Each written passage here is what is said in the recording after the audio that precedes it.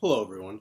So, I wanted to talk about a few topics that are coming up in the news, namely net neutrality and the effort to repeal it from the FCC under Trump. A lot of the sexual harassment cases that have been going on, whether they be, in Hollywood or basically celebrities in general or with politicians as well. And then also kind of like just generally the cultural divide that's going on. I mean, it's definitely been a thing for a while in this country. The kind of it's like left versus right, but basically in terms of groups of people, because you're going to have subgroups more or less within the right and the left. You'd have on the right like more traditional style people. A lot of the times fundamentalist Christianity is in there, but just more traditional values, like essentially living in the 1950s forever, pretty much. Excuse me. Then with the left, I mean, I would consider it progressivism because I am a progressive. But people that, and I guess some people would refer to them as like social justice warriors. Excuse me, like people that just want to focus on, identity politics, type things. People who are like seeing changes in today's society and making moves to kind of challenge the way people think, and sometimes maybe it goes a little too far, and you get people that say there's like 100 genders or whatnot, but it is a cultural divide for sure, where you have people that are not as accepting of change, I guess you could say, the more traditionalist crowd, and then the leftist crowd, which is more open to change. And that, again, this transcends politics and goes into more of a cultural divide. So let's start with the sexual harassment cases. I feel like you have to take these things on a case-by-case basis. One person accused of sexual harassment is not going to be the same to the next person and the next person, so on and so forth. So you really have to look at the facts of each individual case and make your assessment. I mean, it is the case sometimes. I mean, people get wrongfully accused. I would argue most of the time what you see is legitimate, but it does happen at times. Someone has a particular agenda that they want to push, maybe maybe they're not out to smear someone per se, but they just want to make a point. But yeah, I mean, what I'm seeing now with all of this happening, because you have now people on both sides, on the left and the right, accused of sexual harassment and the like. You're seeing people circle the wagons around their own political party. And I mean, it's not entirely that black and white, but we're seeing basically people that want to only point out when it's on the other side and call all attention to that. And I'll start just with the right and what they do. I mean, because you have people on Fox News, hosts, guests, whatever it is, and not just Fox News, because these people go on all the different networks to make their point and defend Roy Moore, who's running in a special election. I believe it is in Alabama, because he's replacing Jeff Sessions' seat, or he's running to do that. And Roy Moore, of course, was accused on multiple accounts of sexual harassment. This happened years ago when he was in his 30s and the girls were in their teens. And he, it's not just that the age difference there. Like, there's accounts of him groping these young girls, and without their consent I would say probably many cases, yeah. You have people on Fox News that are defending this, and in very grotesque ways, which I'll get into. And obviously Trump, has been accused of sexual assault and harassment as well, and he gets positive coverage on Fox News. So you see people on Fox News wanting to jump on this bandwagon of pointing out all the sexual harassment on the Democratic side, in the form of Al Franken and John Conyers. They want to talk about that all day long, but they were mum's the word when it comes to Moore or Trump. And Sean Hannity, I mean, like, he's like practically a self-parody at this point, like going like, I gave Moore 24 hours to give me something satisfactory for all these different facts that don't add up.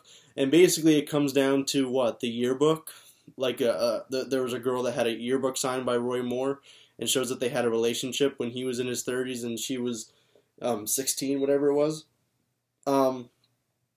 Yeah, I mean, like, he's like, yeah, we're gonna have experts. They're gonna see if the handwriting was his, if it was just written, like if the ink was fresh.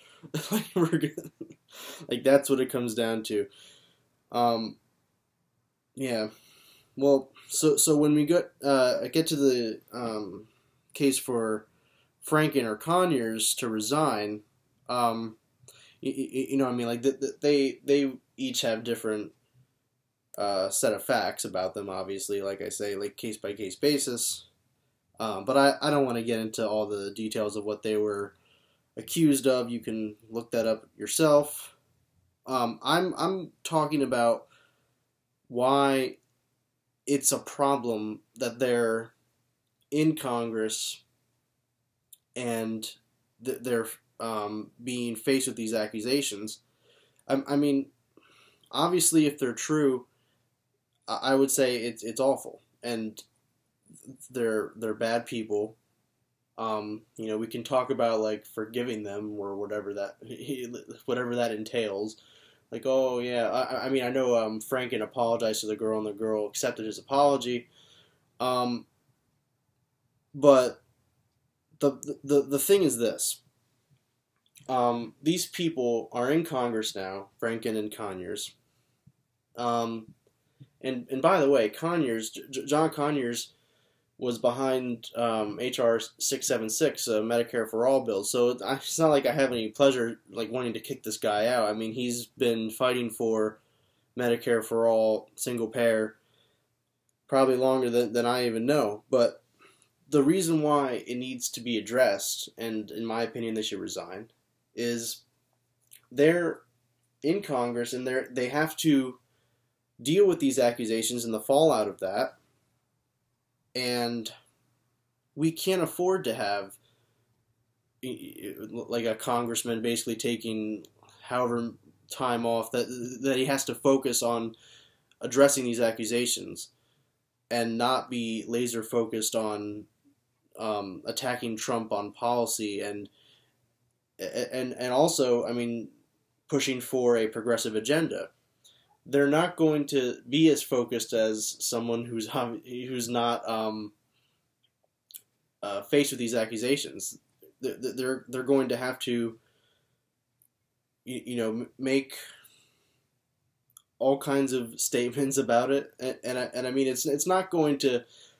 I know Franken made a statement somewhat recently, and people are going to keep talking about this. So it's a distraction from what's really important going on. I mean, I'm not trying to say that what Franken and Conyers did is not important. Of course, it is important, and we have to address that. In my opinion, they should do that by resigning, take the focus away from them, and as citizens, doesn't have to do with the American people at that point, really. But right now they're on our tax dollars. We pay their wages, so we can't have representatives in there that are only representing us, even if it's 99% of the time, and that 1% of the time they're trying to deal with these accusations, it's not it's in no way beneficial to the Democratic Party. So it just seems quite clear that for the benefit of the party, they need to take the focus away from them.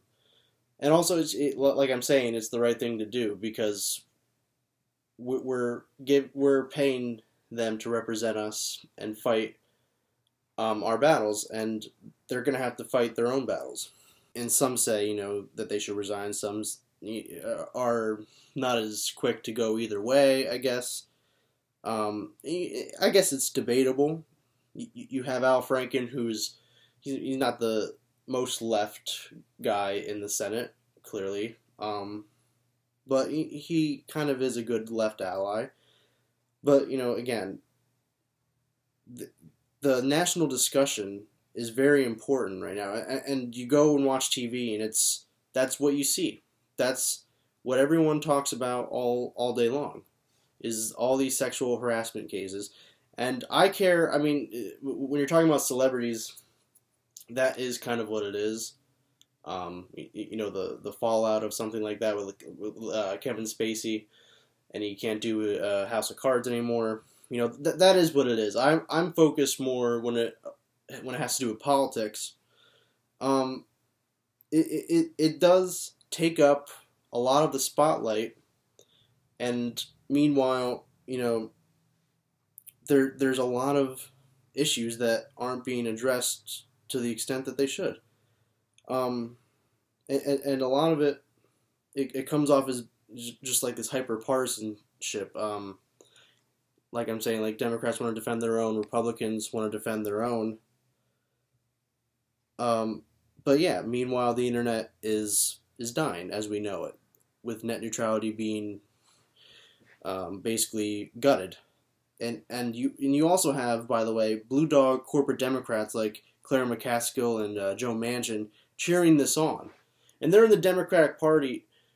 They're in favor of Obama era rules that are basically just enforcing the internet the way it is now, open and free for everyone. Well, you know what I mean, like free in the sense that you have equal opportunity. You have Democrats cheering on this Trump agenda, excuse me. And this is like the resistance party, right? Yeah.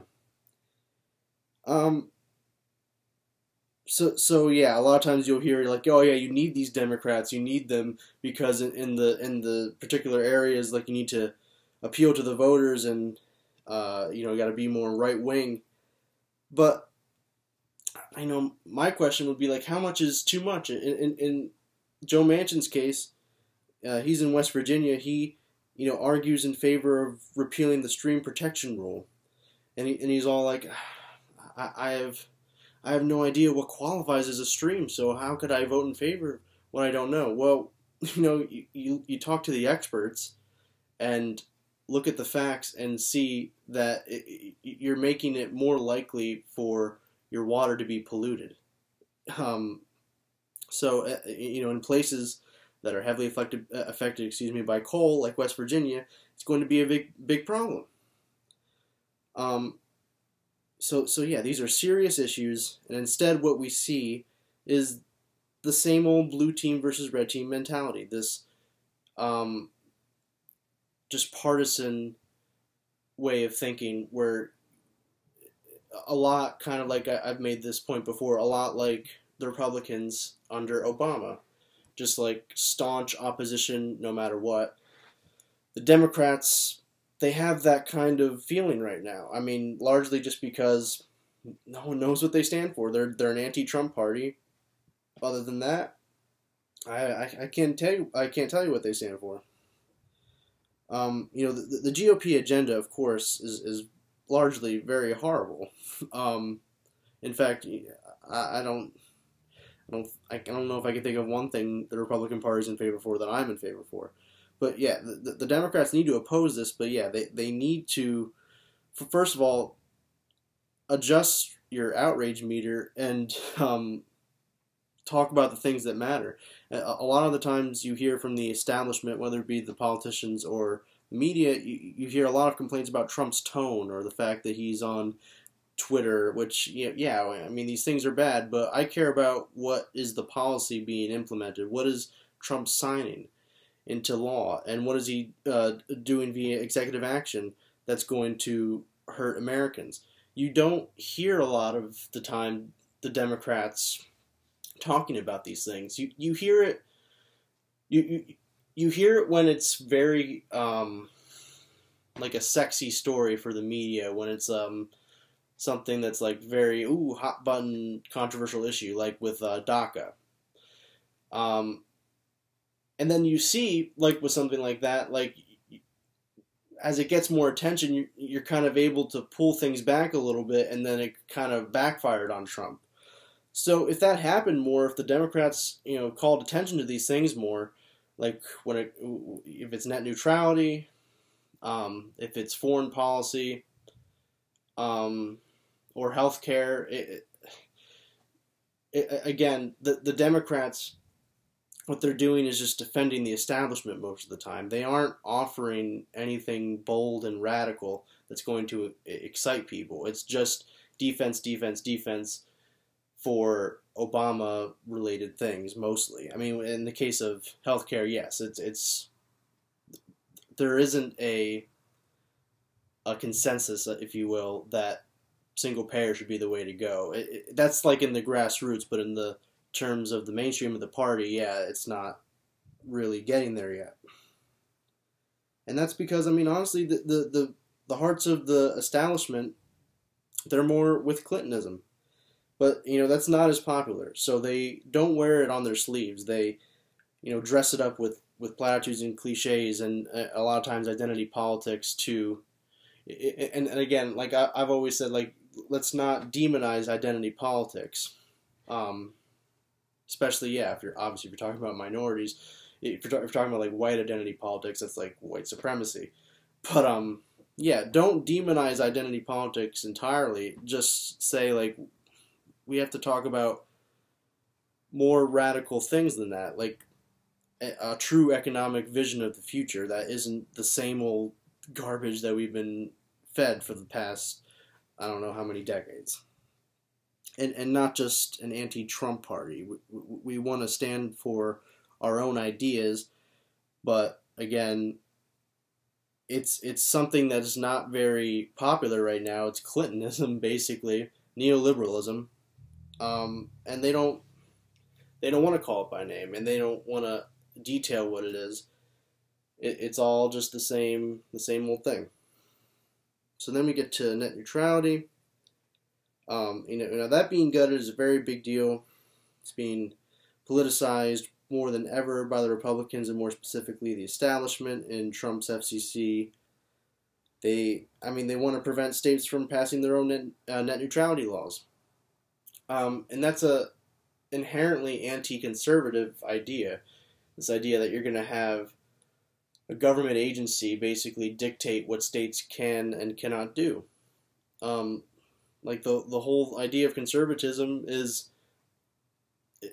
if the states want to do it and it doesn't hurt anyone, basically they should be able to do it. Constitutionally, the federal government can step in through the supremacy clause in the Constitution.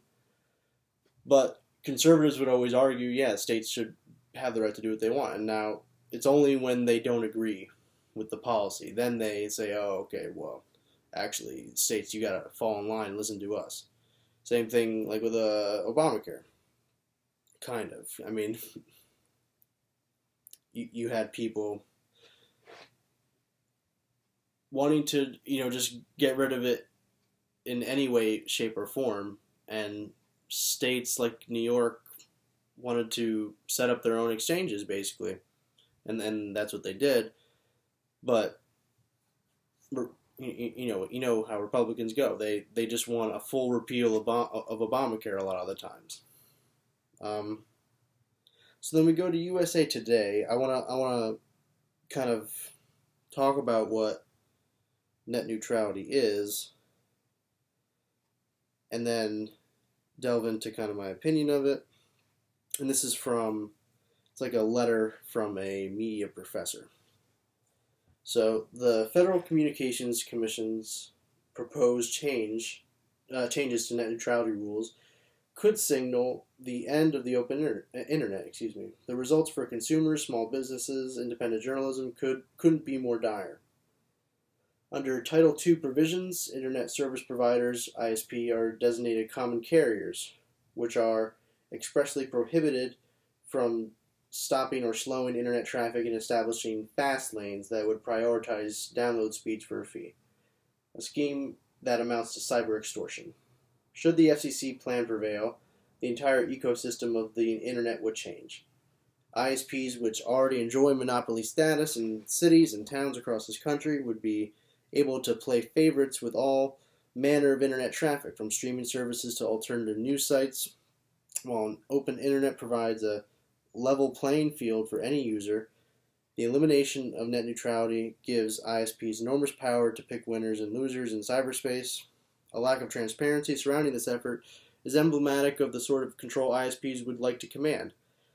Rather than promote innovation in entrepreneurship in digital space, these proposed changes will stifle creativity and debate, culture, and commerce. So, to kind of put that in more layman's terms, I go to Steven Crowder, not to illuminate anything because he's an idiot. I mean, his dumb example to try and argue against net neutrality, in my opinion, kind of makes the point for net neutrality, so I'm going to use it. He had this analogy of you're trying to mail something. So you have a letter versus like a barbell type thing. You know, obviously the barbell weighs more, and the letter is, so it's easy, pick it up, yeah. So even though that's more, it's bad because we have to pay the same thing for more. We have to pay the same thing for the barbell versus the letter. And I don't even know, I mean, if that's a coherent thought, I mean, good for you for picking that up. But, look, here's the reality, people. You pay more, first of all, in terms of mail. I mean, when you mail something, if I'm not mistaken, like, you pay a lot by weight if you package something, so you're going to pay more to send that. I mean, but the thing here is that the two things get there at the same rate, relatively speaking. That's what the internet, it's downloading at the same rate to your computer. Okay, so an email versus a video. The video has more data, so it takes longer to stream. And I mean, it takes more data. I mean, like, when you're on your phone and, like, let's say I'm watching videos without any Wi-Fi, I'm using cellular data, that's me consuming data. That's me buying that, if you will. I mean, when you get all the fees and things that go with that because you're using more data, that's the way it goes. But the fundamental principle here is that you can get internet service at the same rate. Okay, so it's more to download for a video versus an email, but they download at the same rate. And I don't get why some people don't really understand that concept. Because this is what it comes down to. It comes down to corporations wanting to price gouge people for particular things, like, oh yeah, you got to pay X amount for video, for video streaming if you want it to be fast, and you're not gonna. It's gonna be basically like 2006 again, where you watch 5 seconds and you have to wait for the whole thing to load. You know, the internet has gotten better now, and I think to a large degree, corporations are just seeing a opportunity to capitalize on that. The opportunity, if you will, to create the fast lanes, to essentially have like a Hunger Games type scenario with the internet. You know, whoever has the most will thrive. And the problem here is the internet. It's so ubiquitous today. It is really a necessity to live in modern civilization. You need the internet for, you know, how who knows how many things. So restricting that is a very worthwhile discussion. Even if you're talking about videos and getting alternative news sources, are you limiting information and knowledge for people if they have to pay more than they would now? I mean, a lot of the arguments you hear from the FCC is like, oh yeah, it's gonna all level out, right? Okay, well, first of all, there's like two assumptions I think going on here. First, that corporations are just going to they're not going to seize upon that opportunity because they can charge whatever they want. They're a private company. They can, if you want to charge, you know, $200 more for video, why not? It has to be, you know, realistically, they have to be able to compete. But the point is, they're doing, you know, the bare minimum they can do, like basically eke it out as much as possible so that it's a tenable business solution, but they're price gouging people. And so that's the first assumption, that they're not going to trying to be doing that, to price gouge people and do it in a way that is not, you know, as easily detected. And then also that there's no corruption going on. The fact that you would have like bigger companies have much easier access and are able to kind of make the deals that you and I couldn't, because we don't have the resources, power, money to do that. And that's why, you know, alternative news sources are going to suffer as a result of this. You have big corporations like NBC, CNN. They're made. They got it made. They're, you know, however many millions, if not billions of dollars. So, you know, it's just not going to be an equal playing field for small businesses, for middle class people in general. And the government's job, I mean, the government needs to act in a way, like they're not going to just assume the best of corporations. They need to be assuming the worst. They can't just go to sleep and act like corporations are going to be completely ethical. No, that's not how it works. The government needs to gather the facts and, in this case of the internet, just do their job by enforcing neutrality and equal opportunity. I mean, I think of net neutrality as more of a compromise than anything. You know, it's not like we're discussing the government being the sole provider of the internet to people. The government basically invented the internet. The military did. We're not talking about like nationalizing the internet here. ISPs are private entities, and they're allowed to do things to a certain degree. The government steps in and says you can't charge more for certain services, namely, like I was describing, like downloading videos versus emails. You can't, you have to have it across the board the same. Access to the internet and just the internet. Like there's no caveats like, oh, but you need an extra fee for this, extra fee for that. It's, you get the internet. That's it.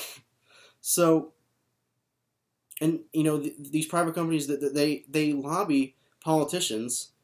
Like when Congress voted to gut our privacy rights so that companies can sell your metadata without your permission.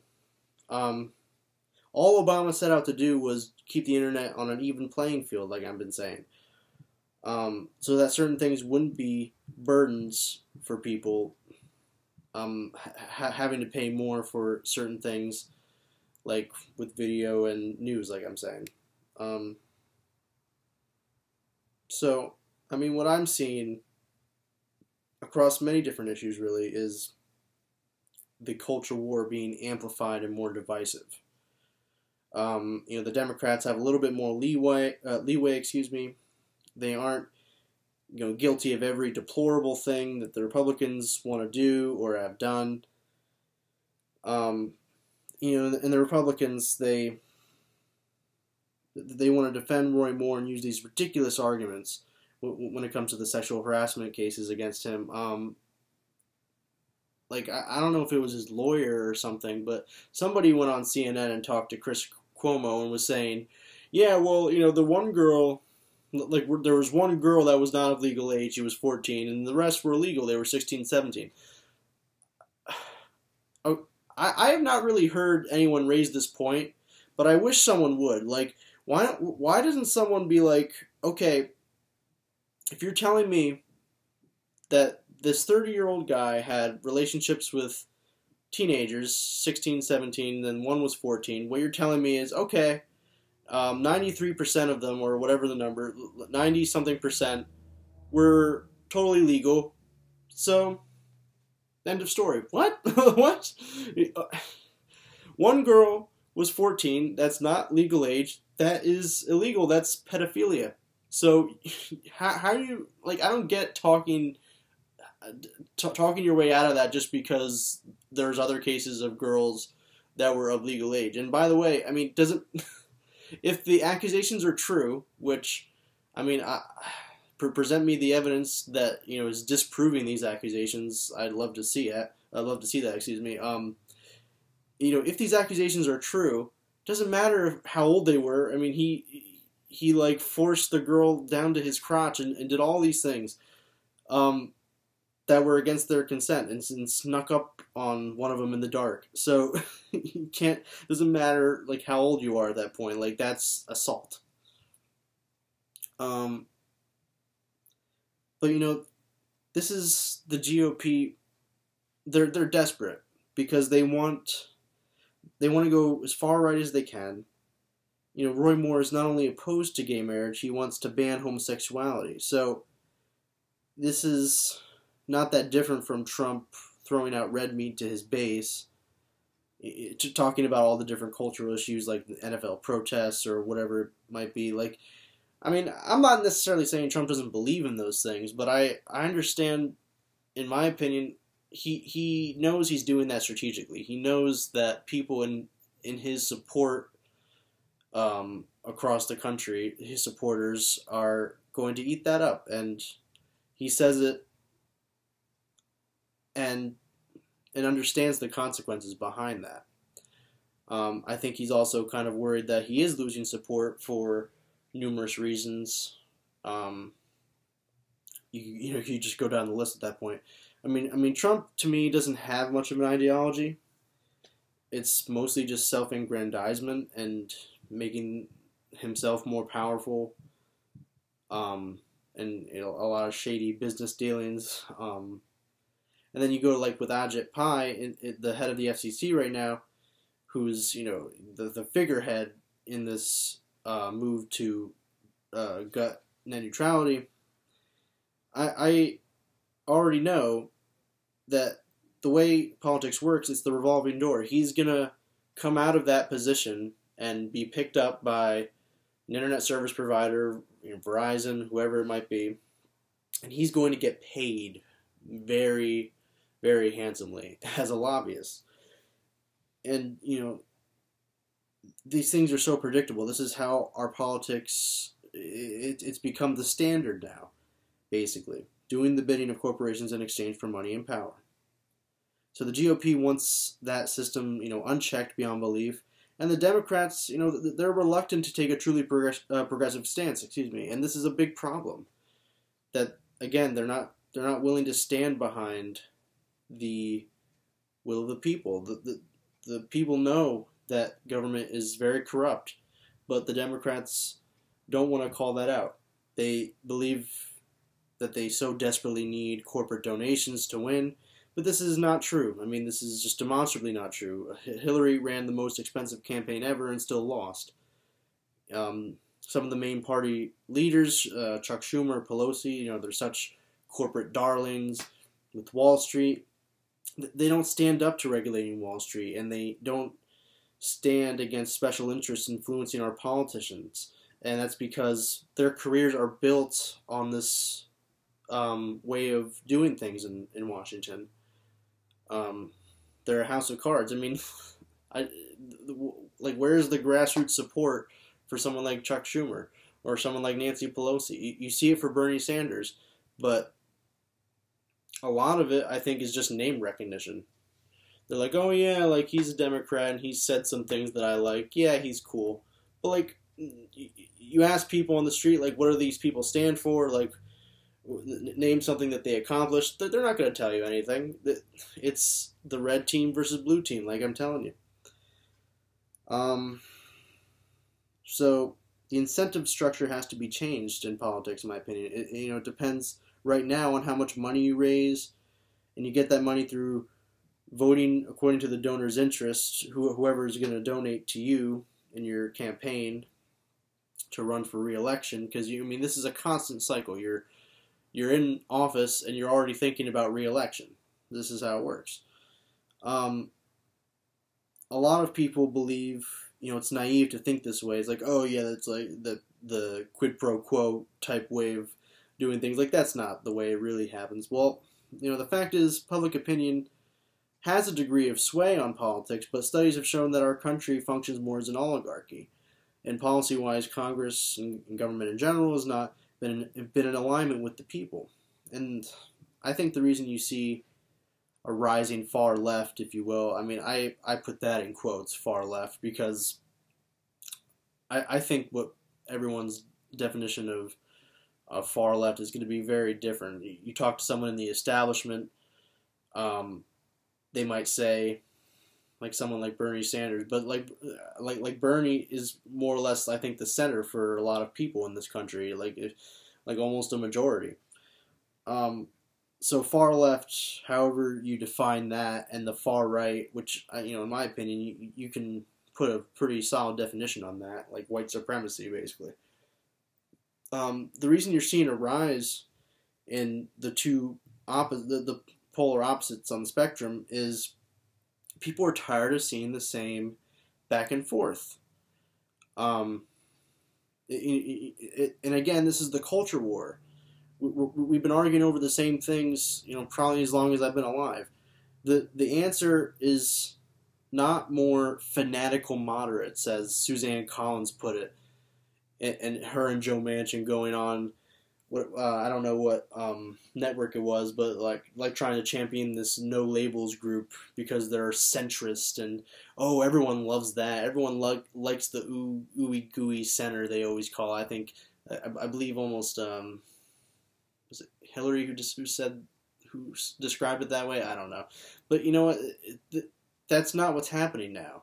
If you're looking at the political climate of today and you think like we need to be more centrist, that's just not true. You're seeing more polarization. So we need people that are going to stand for something. Centrism, it's a joke now because our spectrum is so far to the right, and that's largely Clinton, the Clintonism doctrine. It's the third way Democrat. I agree with people on the Democratic side, Republican side. And I'm just in the middle. So, and that worked then. It was the 90s. Everyone was having a good time, basically. You're coming off the Reagan president. I'm sorry, you had Reagan, then George H.W. Bush for one term. It worked then. Like that day is done now. Okay, we're not going to keep rehashing the same nonsense for everyone because if you haven't noticed, Trump is president and Hillary ran on establishment politics. Basically, she ran on the neoliberal message that Obama kind of governed with. Because I've said many times, Obama ran as a progressive.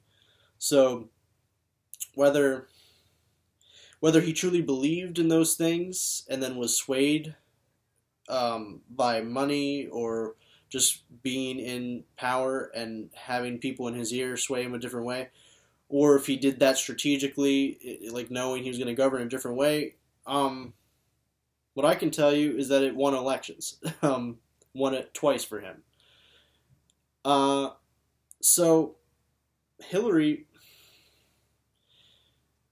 I almost just wish Hillary would have lied a little more, to be honest. And but I don't. What I really mean, what I would really want is for her to be a progressive. But if she wasn't even willing to do the bare minimum, to just basically do what Obama did and just say one thing and do a different thing. And I mean, I guess, good for you for being honest, but it's a weakness. It's just this obsession with trying the same old thing with neoliberalism. And Hillary was basically a neocon in foreign policy. So the attachment to that is a lot what lost her the election. She was not exciting people enough, and it was, basically like she ran on a continuation of Obama's policies. That's what it was all about. It was about not changing much. But for a lot of people, they wanted to see change, and that's why they went with the ferret-headed buffoon, because he was offering them something that was different. And this is, fundamentally a problem, because, like I keep saying, the Democrats are not offering an alternative to the same old thing. They're not willing to admit that what they're fighting for is wrong. It's all the same people trying to push these things. Schumer and Pelosi, Feinstein, they're all careerists, so they're just pushing these ideologies that they have that are mostly in alignment, neoliberal establishment politics. They're pushing it as far as they can, probably because they know that their time is limited right now. I mean, that's just the way it is.